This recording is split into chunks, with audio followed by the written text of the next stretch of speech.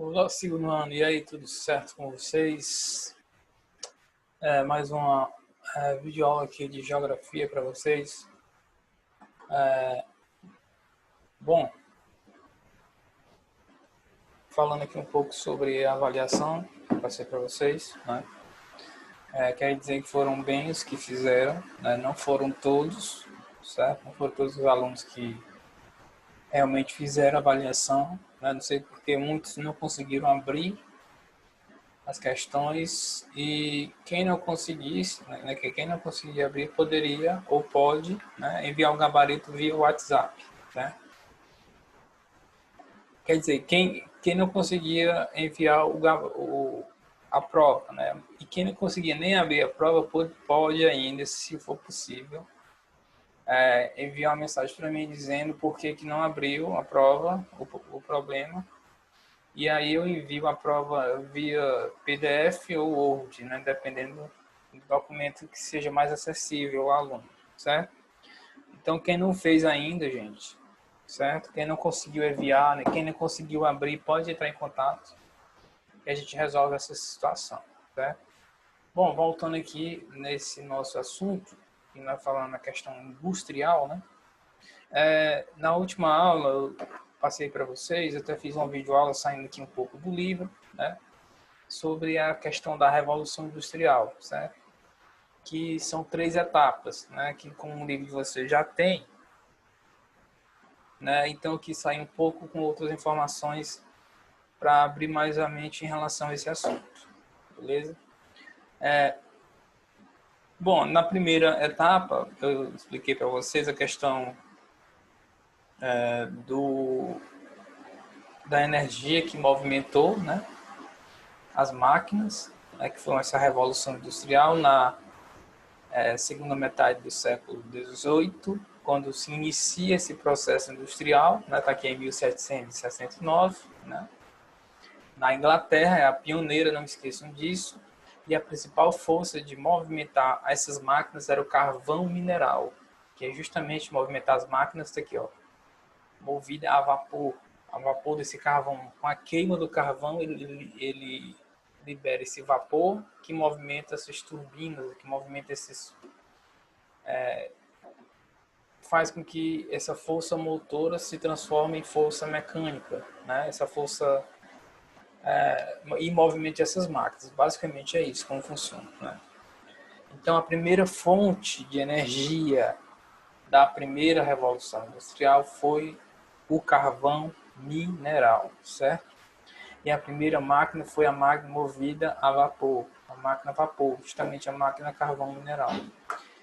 Aí tinha, no caso do tear mecânico, tinha a locomotiva, que era aquele trem, né? Tinha o chamado vapor, que era uma embarcação também movida a carvão, né? E aí foram só criando máquinas para várias especificidades, né? Para vários objetivos movidas a essa fonte de energia, que era justamente o carvão mineral, que tinha muito lá no Reino Unido, né? Lá na Inglaterra, essa fonte de energia.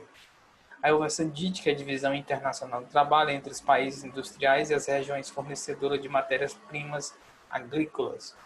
Em relação a essa DIT, até hoje ocorre, né? De maneira assim, bem não, vamos dizer assim, clara, mas a gente consegue observar, por exemplo, pega um Brasil, o que é que o Brasil fornece? Matérias, produtos agrícolas, como feijão, arroz, a carne, no caso, né, aves, e aí vai, grãos, o Brasil exporta. Aí o que é que o Brasil importa? Ou seja, ele compra produtos tecnológicos. De que países? Dos países desenvolvidos, né, os países que têm tecnologia.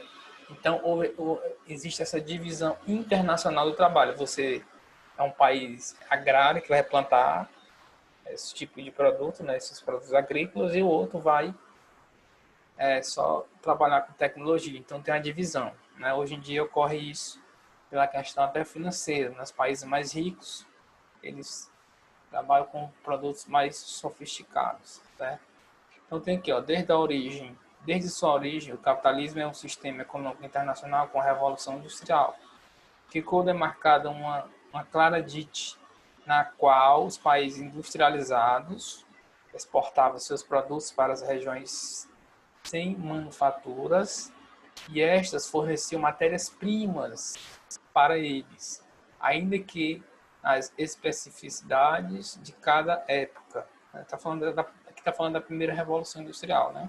Essa dica está vigente até os dias atuais. Como essas matérias-primas, por exemplo, o Brasil é o maior exportador de ferro do mundo. Ferro utilizado na indústria, né? Tanto na indústria tecnológica como na indústria de base. Então, outros países mais pobres também, né, eles fornecem aço, petróleo também, aí vai, né, para os países ricos. Então, existe essa divisão internacional do trabalho, certo? Dando prosseguimento aqui, né, falar um pouco sobre a Revolução Agrícola, também muito importante. Vocês dêem uma lida, porque aqui o tempo é muito curto, né, muito escasso, então deem uma lida vocês mesmos nesse livro aqui, que é bem importante, né? Eu li umas partes aqui muito interessantes que realmente fala muito sobre essa época. Bem importante vocês saberem desse assunto, até porque será no terceiro ano, vocês vão ver na questão do Enem, quando estiver lá no Enem, geralmente é cobrado esse assunto, certo? Então, tem aqui aquela questão da segunda Revolução Industrial, né, ocorrida na segunda metade do século XX. A primeira foi na segunda metade do século XVIII. A segunda iniciou-se, né, praticamente na segunda metade do século XIX. Caracterizou-se por transformações quantitativas e qualitativas. O uso da hidroeletricidade e o petróleo. Então, enquanto na primeira revolução a energia era o carvão, na segunda revolução nós temos outras duas fontes de energia, a hidroeletricidade e o petróleo, né, que hoje ainda lideram muito esse cenário energético mundial. Então, isso já no século XIX, ó. E do petróleo ampliou a capacidade de produção de energia, acrescentou novas possibilidades à tecnologia de produção, criando condições para o desenvolvimento e de produtos e invenções como o motor a combustão, que são os motores dos carros, né, que a gente conhece, movido principalmente ao petróleo, né, um derivado do petróleo que é a gasolina, né, um dos combustíveis que movimentam os carros, motos, né, e assim sucessivamente. Outros meios de transporte, outras máquinas, e assim trazendo mais agilidade, tanto a questão da produção, quanto você se transportar de um lugar para outro, né? O mundo ficou menor porque as distâncias, com a invenção, por exemplo, do automóvel, né, ela tornou-se mais fácil, mais rápido. É bem mais rápido você deslocar de uma região para outra. Hoje, com a questão dos aviões, nem se fala, né? Bem mais fácil do que naquela época. Então, está aqui o uso do petróleo como fonte de energia, advento da eletricidade, as duas fontes de energia da segunda revolução industrial, né? A maior extensão das vias de circulação, e aí vai só ampliando, como tem aqui, ó, as vias de circulação, a velocidade das ferrovias e a evolução e a ampliação do sistema de transporte por conta do petróleo e da invenção do motor a combustão, né, movido a gasolina, no caso, o combustível que movimenta os carros, né, basicamente. Hoje tem outros também.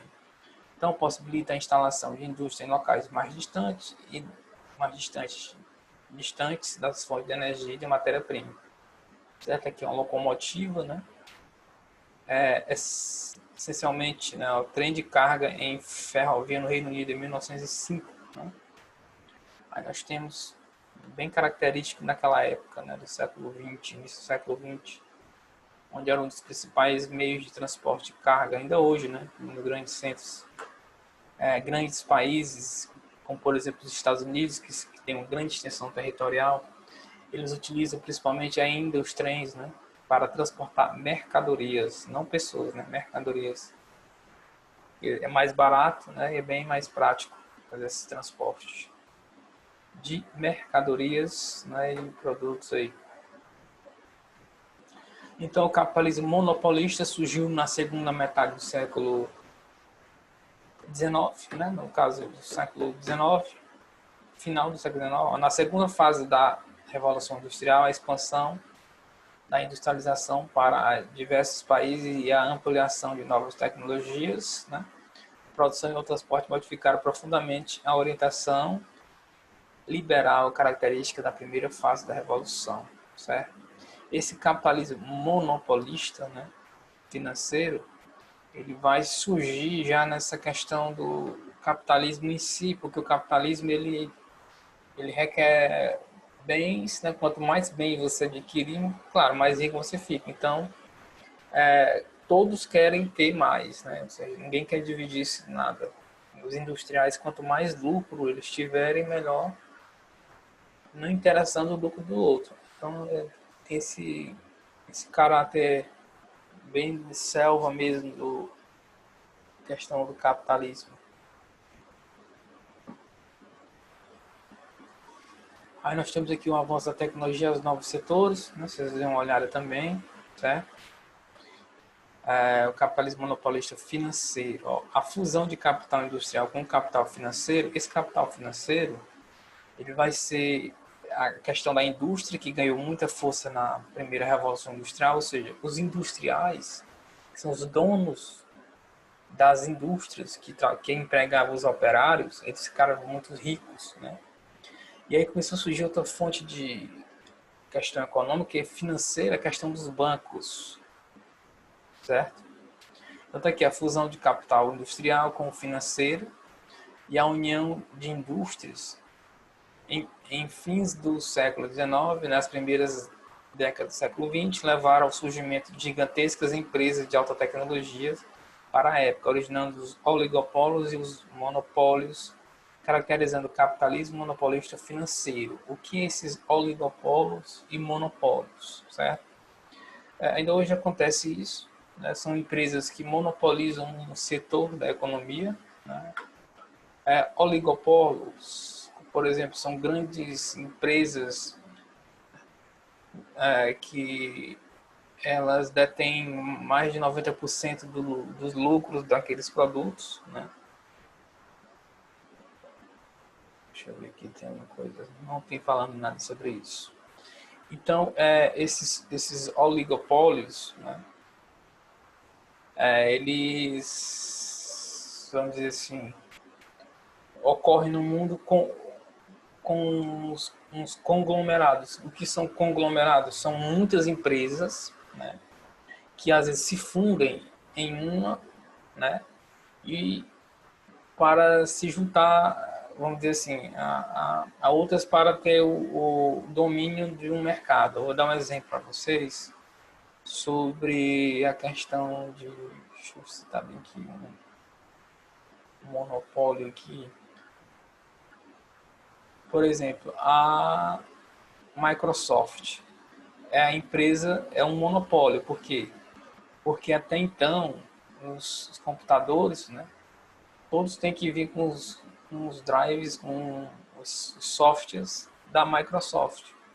Nenhum computador ele é vendido sem vir instalado. Pode até vir outros, mas o original sempre vai ser a questão da Microsoft. Ou seja, não existe outra empresa que vai competir. Ela é um monopólio daquele sistema, né? Então, isso é chamado um monopólio, né? Ou seja, é a única empresa que detém todo o mercado daquele produto. É isso. E oligopólios são 3 ou 4 empresas que detêm todo o lucro daquele produto. Aí são mais empresas. No caso, mono é uma e oligopólio são outras empresas que se unem, elas se unem e determinam o preço de coisas, determinam vamos dizer assim, o valor de mercado, né? Então elas dominam tudo aquilo e não deixam que outra empresa cresça para também se estabelecer. Então, esse monopólio capitalista, né, capitalismo monopolista financeiro. E para finalizar aqui essa pequena aula sobre isso, nós temos a terceira revolução industrial, certo? Que é a revolução técnico-científica, que torna tudo mais ágil e mais tecnológico, né? Essa já vai surgir no século XX, também na segunda metade do século XX, principalmente com a invenção do computador, né? Do computador, esse manual, né? Computador, isso na década de 70, quando vai surgir esses computadores menores. Então, isso marca uma nova era, marca uma nova conquista tecnológica, um novo jeito de se produzir, né, com a questão da nanotecnologia, da microeletrônica, como tem aqui, né, da robótica, telemática. Então, tudo isso vai dar outra roupagem na questão industrial. Tudo se torna diferente de como era antigamente, né? Uma nova era surge e é caracterizada como terceira revolução industrial. Aí já existem várias outras fontes de energia, né? Além do petróleo, além do carvão, além da hidroeletricidade, por exemplo. Aí existem as energias renováveis, né, que a gente já estudou na aula passada, em aulas passadas. Então, energia não falta, como a energia do sol, que é ilimitada, né? Como a energia do vento também e de outras fontes. Então, aqui é bem mais abundante, né, a questão tanto da tecnologia quanto da questão da fornecimento de energia, que é bem importante na indústria, certo? Então tem aqui os teleportos, os cybercidades, que são tudo integrados, certo? Leiam muito sobre isso. Eu poderia falar muito sobre isso, mas o tempo é bem, ficar um tempo muito longo, sobre essa revolução técnico-científica informacional. Essa é a era que nós vivemos. A revolução técnico-científica informacional.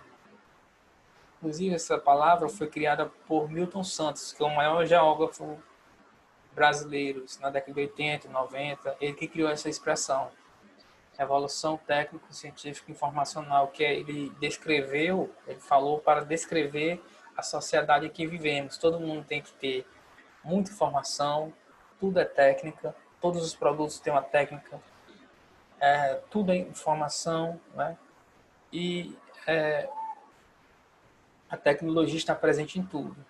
Então, ele, antes mesmo dos anos 2000, né, na década de 90, ele já ele já conseguiu ver que a sociedade ia entrar nessa era tecnológica que nós estamos agora, certo?